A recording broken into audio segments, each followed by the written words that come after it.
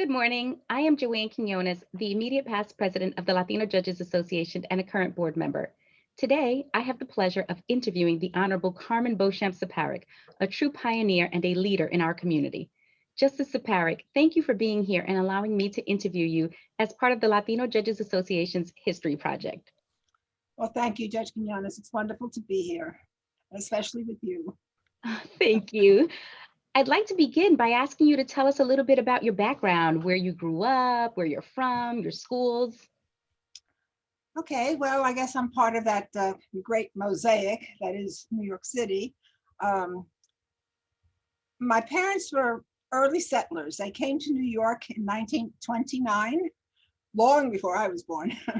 um, they came from Puerto Rico. They settled in Washington Heights. Uh, I came along after the Great Depression in the early 40s.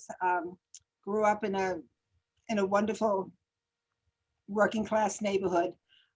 Attended parochial schools initially, and toward the end public schools, and then attended the then tuition-free Hunter College, which was wonderful, and then started teaching. I taught for 4 years, and I went to law school at night at St. John's, and I taught during the day in a 100% segregated school in Central Harlem.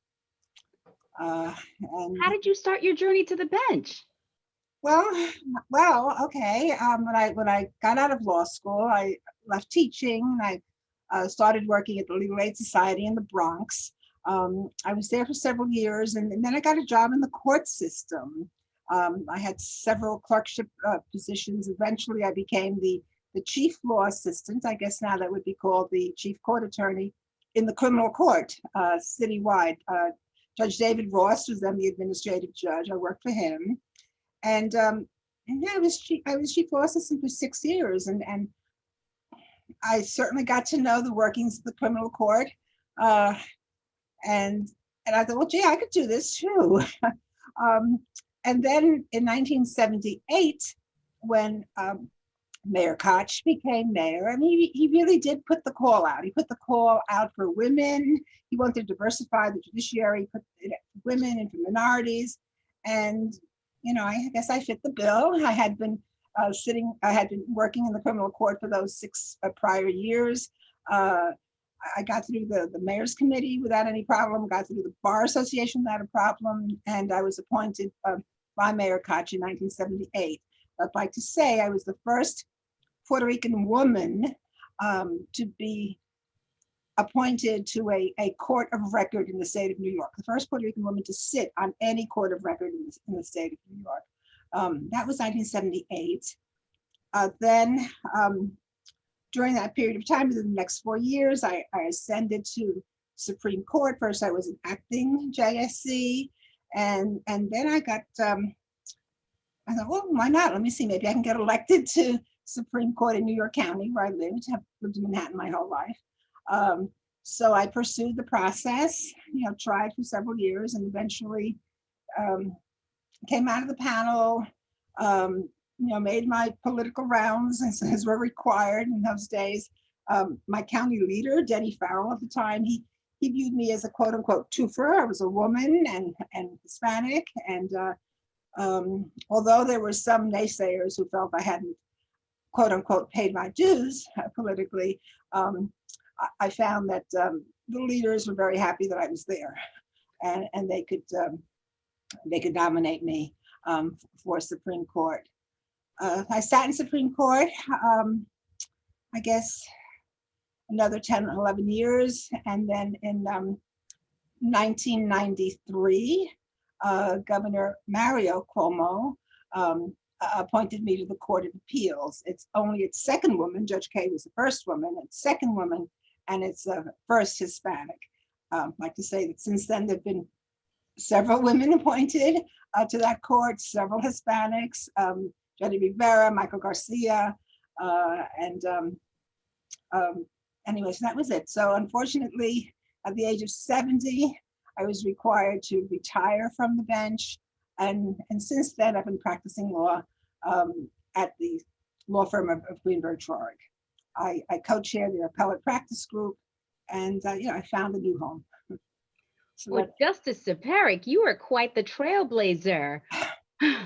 I want to go back a little bit to 1978 when you said you were the first Latina appointed to a court of record in New York State. What was the Latino landscape in terms of judges, lawyers, and associations like at that time? Were there any associations that the you Puerto were a Rican Bar part of? Association, obviously, which I had become a member when I got out of law school. So I had been a long time member, and at the time, actually, I was vice president of the Puerto Rican Bar Association. Donald Grajales was then the president, and they pushed very hard on my behalf.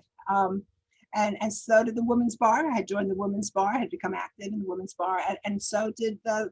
I knew a lot of people from the City Bar as well. So being active in bar associations was very helpful for me, because when I sort of entered the political arena, I knew a lot of people. They knew me from committee work, etc.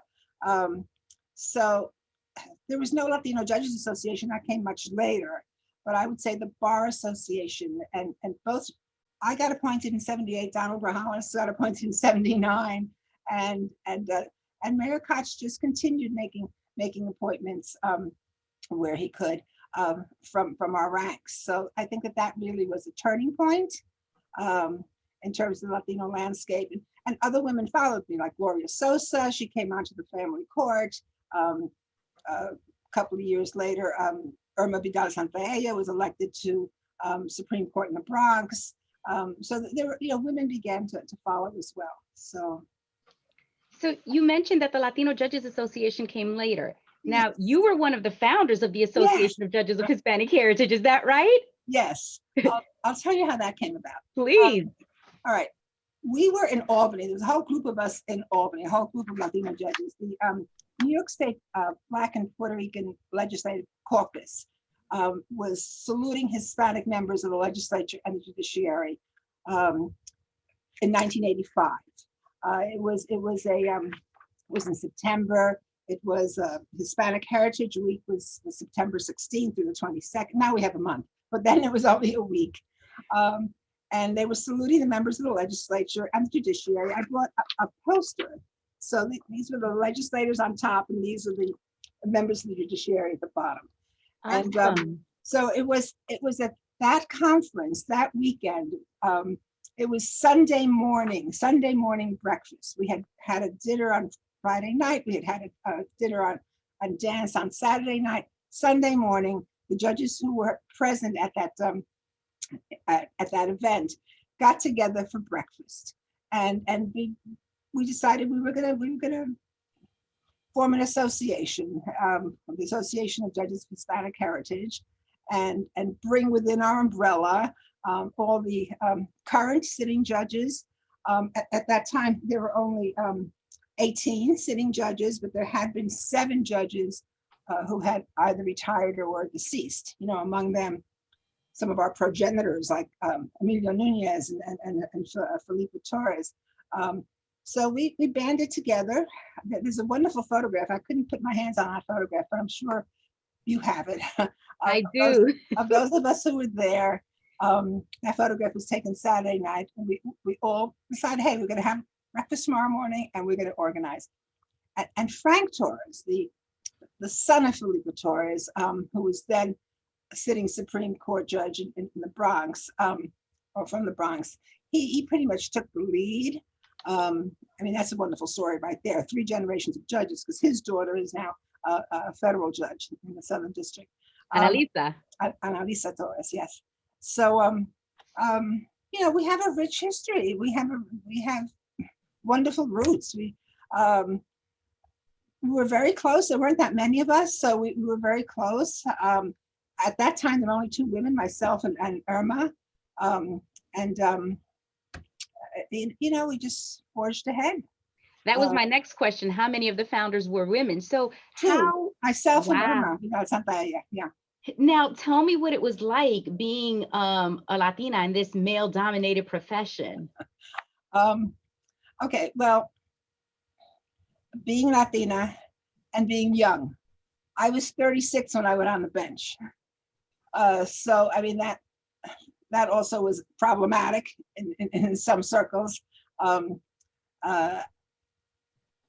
I mean, I got a lot of support. I got a lot of support from my peers. I mean, they respected me. But I know there was also a lot of resentment. Like I said earlier, people felt I hadn't waited my turn. I remember when I ran for Supreme Court, the only reason probably that I got nominated that year was because the sitting justice, who was Manny Ramos, he was retiring. So okay, so that was a Hispanic seat. Mm. So I may not have gotten a seat that year if he hadn't retired. I mean, there was some resentment, I think, from others who like me had pretty much grown up in the court system and felt that they had been there longer. And I felt it, and I knew, but I persevered. I wasn't going to allow that to stop me in any way. And when I started making attempts to go to the appellate division, the Court of Appeals, there were people who said, "Oh, okay, you should wait. You should wait."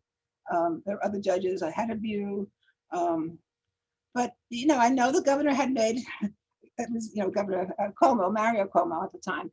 He had made a commitment that he wanted to appoint a Hispanic to the Court of Appeals, etc. So I was in the mix.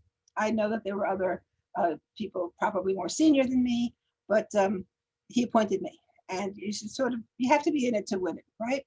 Absolutely. So I persevered, and I didn't allow, all the gossip and to interfere. So from 1985, when the Association of Judges of Hispanic Heritage was founded, to now, when we're known as the Latino Judges Association, what impact do you believe that the association has had in the growth of Latinos on the bench? Oh, I think it's had a tremendous impact in terms of recruiting people, in terms of mentoring individuals, and encouraging people to get on the bench. Forums that it has sponsored of how to individuals like myself, for example. I think I've always tried to be there for people who've asked me for advice as to how to rise within the judicial ranks. And currently, actually, I chair until the end of the year, obviously, because he's leaving office. I chair Mayor de Blasio's advisory committee on the judiciary, and I certainly have made it my calling to promote as many Hispanic candidates as possible. And we have many, and women and men who've ascended the bench during Mayor de Blasio's mayoralty. And I feel very proud of having had a hand in the selection of the next generation of judges. Having grown up in the court system, having spent 34 years on the bench, and before that, 8 years as a non-judicial employee, the court system is my home. You've been a role model and a mentor to so many, including myself, and we feel so fortunate to have you to look up to. What advice would you give to aspiring Latinos and Latinas who are seeking to join the bench? People who years from now will, view this video and wonder, what do I need to do to get on that bench? You have to work hard. You have to make a good impression. Probably have to work harder than most people. You have to persevere. Don't let them get you down. It's a process, and you have to be willing to embrace the process. And it's a process that's filled with scrutiny and very oftentimes unpleasant scrutiny. A lot of highs, a lot of lows, a lot of rejection. You can't take rejection. I can't be the type of person who takes rejection badly. You have to be willing to, experience that rejection, pick yourself up, and just continue going. So I would suggest, I was the beneficiary of wonderful gifts of opportunity, and being in the right place at the right time, and having a certain demographic that was in vogue, and people in power, people in political power, they wanted to promote women, they wanted to promote minorities. So just make yourself known and put yourself out there, and don't be afraid. And I know what you're doing, Judge. You're very active on bar associations. You're very active on all sorts of court committees. That's the right thing to do. That's right, and continue to do that. And don't shy away from it, and don't be afraid if you get knocked down. Obviously, there's more competition now than there was years ago in terms of women and Hispanics. There's more of us, and there are other ethnic minorities that we're competing with as well. Persevere, work hard, show them that you can do it, and you won't disappoint anybody. Thank you. So, Justice Ciparick, before I ask you my last and favorite question, I want to ask you something. You've just discussed the increasing number of Latinos and the increasing number of women on the bench. So this often comes up. Is there still a need for organizations like the Latino Judges Associations and women's bar associations and women judicial associations? I think there is, and maybe someday there won't be, but I think there still is, because obviously we're committed to promoting women. It's so important to network and to network among ourselves, and to support each other, so that we could present that better persona, that better candidate, that so we can convince the powers that be that we're, not only do we fit a certain demographic, but that we're qualified, and we will not fail them. So I think it's important, because especially the mentoring and the network, and it's helped us. It's worked for us. It's helped us achieve political power. We're everywhere. We're in the courts, we're in the boardrooms, we're in private practice, we're in academia, and we're here to stay. And absolutely. So I think it's important, as long as we can continue pressing on behalf of our own. I think that's important. Thank you for that. I agree. So my last and favorite question: what would you like the bench, the bar, and or the greater community to remember about you? Okay. It's a hard question. All right. I want them to remember me not only as a historic figure for being the first Latina on the court. I want them to remember me as a good judge, as a fair judge, as a reasonable judge, somebody who meted out justice during her 34 years on the bench. I want them to remember me as a friend, as being loyal, being caring. I don't know what else. Well, you're ahead of the game, Justice Ciparick, because you're already known as a fair and reasonable and well-reasoned and intelligent jurist. You're known as a role model and a mentor. You're known as a good person. So you're ahead of the game as far as I'm concerned. Okay, thank you so much, Judge. Thank you so much. You're known for some of those same attributes as well. Thank you, Justice Ciparick, and thank you so much for taking the time to meet with me this morning. Thank you. As part of the Latino Judges Association's History Project. And I thank our videographer. Thank you so much. Absolutely. Thank you, Kevin. Kevin, thank you.